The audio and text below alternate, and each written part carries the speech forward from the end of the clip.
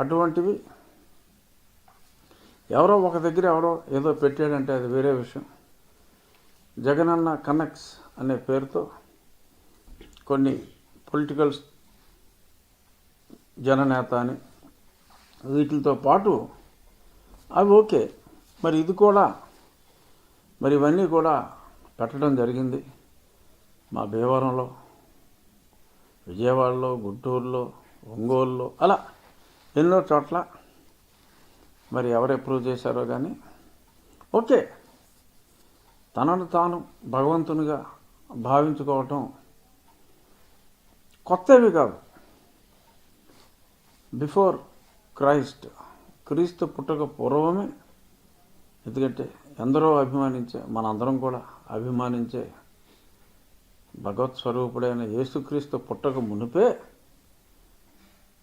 ఒక 1000 సంవత్సరాలు, 1000 కాదు, ఆల్మోస్ట్ 1500 సంవత్సరాల పూర్వం, అంటే క్రీస్తు పుట్టడానికి ఈజిప్ట్లో కింగ్ని ఫారో అనేవారు. ఆ ఫారోస్ తమని తాము, సమ్ గ్రీక్ కింగ్స్ కూడా దైవంలాగా భావించేవారు. వారిని ఎవరైనా ముట్టుకుంటే, పొరపాటున పరిచారకులు ముట్టుకుంటే వారికి మినిమం శిక్ష మరణశిక్ష ఆ రోజుల్లో. సో ఆ ఫారోలు పోయారు. ఆ తర్వాత మరి ఇప్పుడు ప్రజాప్రభుత్వాలు వచ్చినాయి. ప్రజాప్రభుత్వం వచ్చిన తర్వాత కూడా మరి ఇలా తమను తాము సాక్షాత్తు భగవత్ స్వరూపునిగా అక్కడ మరి ఆ గెటప్ అది చూస్తే మరి ఇప్పుడు మనందరం ఎంతో భక్తిగా కొలుచుకునే షిరిడి సాయిబాబా రీతిలో జీసస్ క్రైస్ట్ అంటే మనకు తెలిసిన జీసస్ క్రైస్ట్ ఎక్కువగా తెలుగువారు కనెక్ట్ అయ్యేది విజయ్ చందర్ కనెక్ట్ అవుతారు.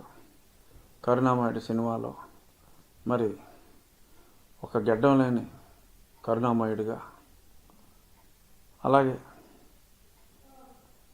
చిరుగడ్డం లేని మైనస్ గడ్డం అన్నమాట నేను చెప్పబోయేది. గడ్డం అడ్డం లేకుండా మరి జగన్మోహన్ రెడ్డి గారు చెదరని చిక్కటి చిరునవ్వుతో ఆయన ఆ కొండ మీద కూర్చొని పసిపాపల మధ్య చుట్టూ జనం అందరూ గుమికూడి కానుకలు దక్షిణలు ఇస్తూ వారి వారి చేతివృత్తుల వారు మరి వారు చేసింది ఇస్తున్నారా, మరి అందరూ కూడా ఈయనకి మనం తిరుపతి గుడికి వెళ్ళి ప్రదక్షిణ చేసి దండం పెట్టుకుని హుండీలో డబ్బులు వేస్తాం. ఆ మాదిరిగా వాళ్ళందరూ కూడా మరి కానుకలు ఇస్తున్నారు. మరి చిరునవ్వుతో వారు వారిని దీవిస్తున్నట్టుగా చాలా ఒక వెనకాల కొండ కావచ్చు, ప్యాలెస్ కట్టకముందు రుషికొండ కావచ్చు, చెప్పలేం. డప్పులు కూడా వాయిస్తున్నారు జనం. చాలా చాలా ఆర్ద్రతతో కూడుకున్న ఈ చిత్రం, అంటే ఒక ఆర్టిస్ట్ వేసిన దాన్ని ఇలాగా ప్రింట్స్ తీయటం జరిగింది. మరి జలాశయాలు అన్నీ ఉన్నాయి. సీఎం గారే డిజైన్ చేసుకున్నారట కదండి. అంటే ఇటువంటి ఆలోచన సాధారణ మానవులకు రాదు కనుక నేను మీ అభిప్రాయంతో ఏకీభవిస్తా.